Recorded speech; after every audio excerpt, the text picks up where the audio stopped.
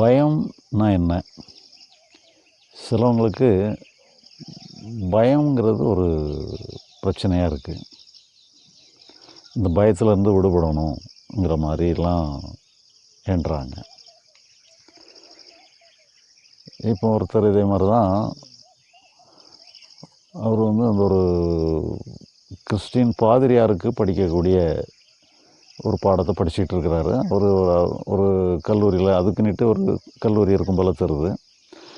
அந்த கல்லூரியில் அவர் படிக்கிறாரு. அங்கே இந்த வேதாகாமங்கிறத அவங்களுக்கு மற்றவங்களுக்கு பயிற்சி கொடுக்கறது, அதை ப்ரேயர் நடத்துறது, இந்த மாதிரி ஒரு இதுகளுக்கு அவங்களுக்கு ட்ரைனிங் கொடுக்குறாங்க. அந்த கல்லூரி கல்கத்தாவில் இருக்குது. அவர் நம்ம தமிழ்நாட்டை சேர்ந்தவர் தான். அங்கே அவருடைய ப்ராப்ளம் என்னன்னு சொல்லி சொன்னால், அவருக்கு ஒரு ஸ்டேஜ் ஃபியர் அதிகமாக இருக்குது. அந்த பிரசங்கம் பண்ணணும்னு சொல்லி அவர் மைக்கு கையில் எடுத்துட்டாருன்னு சொன்னால் கைகளெல்லாம் நடுக்க ஆரம்பிச்சிருது. அதுக்கப்புறம் அவர் அந்த நடுக்கத்தை எப்படி போக்குறதுங்கிறதுல தான் அவர் போராட்டத்தில் அது இன்னும் கொஞ்சம் தான் தீவிரமாயிருது.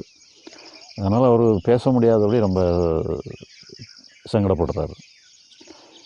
இப்போ அவர் எப்படி நம்ம யூடியூப்பில் நம்முடைய ப்ரோக்ராம் எப்படி பார்த்துருக்குறாரு. பார்த்ததில் அவர் ஒரு இதில் அவருக்கு அந்த கை கால் ஆட்டெல்லாம் நின்று போச்சுது. இப்போ உண்மையில் இங்கே என்ன நடந்திருக்கு, என்ன விதமான செயல்பாடு அங்கே ஏற்பட்டிருக்கு, இப்போ நம்ம யூடியூப்பில் என்ன சொல்லியிருந்துருக்குறோம். அதாவது மொத்தத்தில் என்னென்னு சொல்லி சொன்னால், இந்த பயங்கிறது எதுக்காக வருது? ஏன்னா ஒரு சுச்சுவேஷன் நமக்கு பழக்கம் இல்லாத சுச்சுவேஷனாக இருக்குது. அந்த பழக்கம் இல்லாத சுச்சுவேஷனில் அந்த சுச்சுவேஷனை கண்டோன்னே நம்மளை அறியாமல் நமக்கு ஒரு ரியாக்ஷன் பயமாக வந்துடுது. பழகி போன சுச்சுவேஷனில் அப்படி வர்றதில்லை, பழக்கம் இல்லாத சுச்சுவேஷனில் அப்படி வந்துடுது. இப்போ உதாரணமாக ஒரு இருட்டுக்குள்ளே போகிறோம், இருட்டு ஒரு காட்டு பாதையாக போகிறோம். அப்போது நமக்கு என்ன தோணுதுன்னு சொல்லி சொன்னால், இந்த காட்டு பாதையாக இருக்குது, இருட்டாக இருக்குது, போகிற வழிகளில் ஏதாவது பாம்பு கிடக்குமோ, நம்மளை அறியாமல் பாம்பு மேலே மிதிச்சிடக்கூடாதுன்னு சொல்லி நாம் ஒரு பய உணர்வு நமக்கு ஏற்படுது. அப்போ அந்த பய உணர்வு அங்கே தேவையா தேவையில்லையா நீ பார்த்தான்னு சொன்னால், இப்போ நமக்கு பய உணர்வு அங்கே தேவை தான். பயம் இருந்தால் தான் நம்ம என்ன பண்ணிடுவோம்னு சொல்லி சொன்னால், சரி இருட்டாக இருக்குது, ஒன்று இந்த பாதை வழியே போகணும், போய் தான் ஆகணும்னு சொன்னால் ஒரு டார்ச் எடுத்துக்கலாம், நம்மளை காப்பாற்றிக்கிட்டு இருக்குது. அதே மாதிரி உண்மையிலேயே நம்ம போகிறோம், டார்ச் எடுத்துக்கிட்டு போகிறோம், போகிற வழியில் 2 பாம்பை கிராஸ் பண்ணுது. பாம்பை பார்த்துட்டு நம்ம சேஃபாக போயிட்டு திரும்பிடுறோம். திரும்பி இப்போ நம்ம வீட்டுக்கு வரும்பொழுது பார்த்தான்னு சொன்னால், வீடு இருட்டாக இருக்குது, நம்ம சுவிட்சு போட்டு யாரும் சுவிட்சு போட்டு வைக்காமல் இருந்துருக்குறாங்க. அப்போ நாம் வீட்டுக்குள்ளே போய் தான் சுவிட்சை போடணும், இருட்டாக தான் இருக்குது. இப்போ நீங்கள் வீட்டுக்குள்ளே நீங்கள் கதவை திறந்து வீட்டுக்குள்ளே போகிறீங்க, உள்ளே போய் தான் நீங்கள் சுவிட்சை போடணும். உள்ளே இருட்டாக இருக்குது, நீங்கள் கால் வைக்கணும்னு நினைப்பீங்க. 2 பாம்பை பார்த்துட்டு வந்தீங்க, கால் வச்சா பாம்பு கிடக்குமோ, பாம்பு மேலே கால் வச்சுருவோமோன்னு கூட உங்களுக்கு ஒரு தாட் வரலாம். ஏன்னா இப்போ தான் நீங்கள் பாம்பை பார்த்துட்டு ஒரு 5 நிமிஷம் 10 நிமிஷம் தான் ஆச்சுது, இருட்டுக்குள்ளே பாம்பை பார்த்துருக்கீங்க. இப்போ இங்கேயுமே நீங்கள் காலை வைக்கிற இடம் இருட்டாக இருக்குது, கதவை திறந்துட்டு நீங்கள் உள்ள கால் வச்சு தான் சுவிட்சை போட்டு லைட்டை போடணும். இப்போ உங்களுக்கு என்ன தோணுது? இப்போ அங்கே போகும்போது டார்ச் எடுத்துகிட்டு போனால் பரவாயில்ல, இப்போ இங்கே நம்ம கையில் நீங்கள் டார்ச் இல்லை, இப்போ இருட்டுக்குள்ளே நீங்கள் காலை வைக்கணும். இப்போ பயம் இருக்குது, பாம்பு பயம் இருக்குது. இப்போ நீங்கள் உங்களுக்கு என்ன தோணுன்னு சொன்னால், இங்கெல்லாம் பாம்பு இருக்கிறதுக்கு வாய்ப்பு இல்லைங்கிற ஒரு முடிவுக்கு நீங்கள் நீங்கள் பாட்டு காலை வைக்கலாம், உண்மையிலே பாம்பு இருக்காது.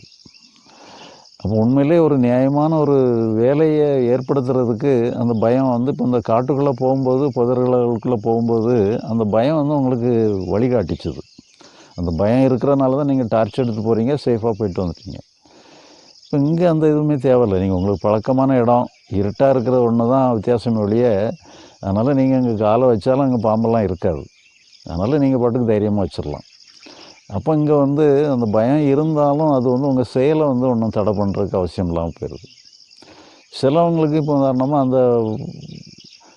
அந்த ஸ்டூடெண்ட்டை பொறுத்தளவில் பார்த்தீங்கன்னு சொன்னால், கையெல்லாம் நடுங்கும் பொழுது அந்த செய்ய வேண்டிய செயலையே செய்ய முடியாமல் போயிடுது. அப்போ அந்த செய்ய வேண்டிய செயலை நம்ம செய்கிறதுக்கு அந்த பயம் உணர்வு நமக்கு தடங்களாக இருக்குது.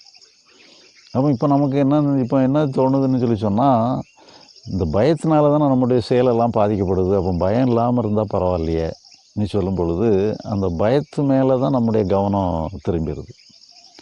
இப்போ உண்மையிலே பார்த்தீங்கன்னு சொன்னால், இப்போ செயலை நிர்வாகம் பண்ணுறதுக்கு பயம் தேவை தான். செயலை நிர்வாகம் பண்ணுறதுக்கு பதிலாக செயலை இடையூறு பண்ணுற மாதிரி ஆயிடுது. இப்போ நமக்கு செயலை சரியாக செய்யணும்னு சொன்னால் அந்த பயம் இல்லாமல் போனால் பரவாயில்லங்கிற மாதிரி ஒரு எண்ணம் எல்லாருக்குமே ஏற்படுது. அப்போ நம்ம இந்த பயத்தை எப்படி கண்ட்ரோலுக்குள்ள வச்சுக்கிடுறது சொல்லி பார்த்தான்னு சொன்னால், இப்போ நீங்கள் இதை கண்ட்ரோலுக்குள்ளே எடுக்கணும்னு சொல்லி நம்ம நினச்சாலே நம்ம கவனம் முழுக்க அந்த பயத்தில் தான் போகுது. அப்போ அந்த பயத்தில் நீங்கள் உங்களை பயப்படுத்தாதபடி இருக்கணும், உங்களை நல்லா வச்சுக்கிடணும்னு நினைக்க அந்த பயத்தை எதிரான ஒரு போராட்டமாக மாறிடுது. இப்போ உண்மையிலேயே நம்ம என்னன்னு சொல்லி சொன்னால், நம்ம எந்த செயல் செஞ்சாலும் எந்த செயல் செய்தாலும் அந்த செயலோட ரிலேட்டடான ஏதாவது எமோஷன் வரத்தான் செய்யும். சிலவங்களுக்கு பயம் வரும், சிலவங்களுக்கு மகிழ்ச்சி வரலாம், என்னென்னலாம் வரலாம். பட் இருந்தாலும் நம்ம கவனம் எங்கே இருக்கணும்னு சொன்னால் செயலில் தான் இருக்கணும் ஒழிய, அந்த செயல்னால் ஏற்படக்கூடிய விளைவு அது பயமாக இருக்கலாம், மகிழ்ச்சியாக இருக்கலாம், அது சம்மந்தமாக நம்ம இருக்க வேண்டிய அவசியம் இல்லை. ஏன்னு சொல்லி சொன்னால், நம்ம இப்போ அது ஒரு ப்ராப்ளத்தை க்ரியேட் பண்ணியிருப்போம். நீங்கள் பயத்திலேருந்து விடுபடணும்னு நினச்சி போராட அது இன்னும் கொஞ்சம் பயத்தை தான் அதிகப்படுத்திடும் அது. அதனால் அந்த அகத்தை பொறுத்த அளவில் நமக்கு எந்த வேலையுமே இல்லைங்கிறத நம்ம கண்டுபிடிச்சிக்கிடணும். நம்ம கவனம் என்ன செய்கிறோமோ அந்த செயலில் தான் இருக்கணும். இப்போ அவர் பிரசங்கம் பண்ணுறாருன்னு சொல்லி சொன்னால், பிரசங்கம் எப்படி பண்ணலாங்கிறதுல கவனம் இருந்துன்னு சொன்னால், அந்த பிரசங்கம் பண்ணுறதுல ஒரு இதுகளெல்லாம் வந்துடும். அவருடைய மைண்டே பிரசங்கத்தை எப்படி பண்ணுறதுங்கிறதுல கவனத்தை செலுத்த ஆரம்பிச்சிடும். இல்லை அதை விட்டு நம்ம பயப்படாமல் இருக்கணும், கை நடுக்கம் இல்லாமல் இருக்கணும்னு நினச்சிக்கிட்டு இருந்தேன்னு சொன்னால், அப்போ இந்த கை நடுக்கத்தை பற்றிய சிந்தனை தான் நமக்கு ஏற்பட்டுக்கிட்டு இருக்கோம். அப்போ அந்த கை நடுக்கத்தை பற்றிய சிந்தனை ஏற்படும் பொழுது கை நடுக்கத்தை இது கொண்டு வந்துடும் அது. அதனால் நம்ம அதை பற்றியே நம்ம பொறி பண்ண வேண்டியதில்லை. நமக்கு ஒரு பிடித்தம் இல்லாத ஒரு மன இயக்கம் தான் வந்துகிட்ருக்கு, பயம்தான் வந்துகிட்ருக்குன்னு சொன்னால், அந்த பயத்திலேருந்து நம்ம விடுபடணுங்கிற ஒரு நோக்கம் நமக்கு இருக்க அது இன்னும் கொஞ்சம் போராட்டம் தான். அதனால் அது பயம்னாலும் சரி, வருத்தம்னாலும் சரி, எல்லாமே அப்படி தான். அதெல்லாம் ஒரு ரியாக்ஷன் மேலே நம்ம எந்த கவனத்தையும் வைக்கணும்னு தேவையில்லை. அதை இயற்கையாக விட்டுட்டிங்கன்னு சொன்னால், அது எப்படி வந்ததோ அப்படியே இயற்கையாகவே போயிடும். அதனால் நம்ம உண்மையிலே அது ஒரு ப்ராப்ளமே இல்லை. நாமளாக அதை க்ரியேட் பண்ணி அதுக்கு இன்னும் கொஞ்சம் அதுக்கு ஒரு பலம் சேர்த்ததுனால தான் ஒரு ப்ராப்ளமாகவே தருது. மற்றபடி இல்லைன்னு சொல்லி சொன்னால், எல்லா எமோஷன்ஸுமே நம்முடைய செயலுக்கு வழிகாட்டுறதுக்கு தான் வந்திருக்கு. அந்த வழிகாட்டுறதுக்கு வந்ததுக்கு அது கொஞ்சம் ஓவராக போயிடுது, அவ்வளோதான். பிறகு அதையே நம்ம ஒரு பெரிய ஒரு இஷ்யூவாக எடுத்து பண்ணுறதுனால அதுவே பெரிய ஒரு ஜெய்ஜாண்டிக்காக நம்ம ஒரு பூதகரமாக நம்மளை டார்ச்சர் பண்ணிடுது. அதனால் ஒரே தீர்வு என்னன்னு சொல்லி சொன்னால், அது எப்படி இருந்தாலும் ஓகேன்னு சொல்லி மன உணர்ச்சிகளை பொறுத்தளவில், மன இயக்கத்தை பொறுத்தளவில் அது என்ன உணர்ச்சியாக இருந்தாலும் சரி, அது இயற்கையானது தானிட்டு நம்ம அதை விட்டுட்டோம்னு சொல்லி சொன்னால், நம்ம கவனம் நமக்கு அவைலபிள் ஆக்டிவிட்டீஸ் என்ன செயல் நமக்காக காத்திருக்கோ அந்த செயலில் தான் நம்ம கவனத்தை செலுத்தணும். அந்த செயலை எப்படி செய்கிறதுங்கிறதுல நம்முடைய சிந்தனையை செலுத்தலாம், நம்முடைய கவனத்தை செலுத்தலாம், அக்கறையை செலுத்தலாம். அதனால் ஏற்படக்கூடிய ரியாக்ஷன்ஸ் இந்த மாதிரி பயமோ, வருத்தமோ, கோபமோ இதெல்லாம் சொன்னால், அது இயற்கையானதுன்னு சொல்லி நம்ம அதை விட்டுட்டோம்னு சொன்னால், அது சீக்கிரம் நம்மளை விட்டு போயிடும்.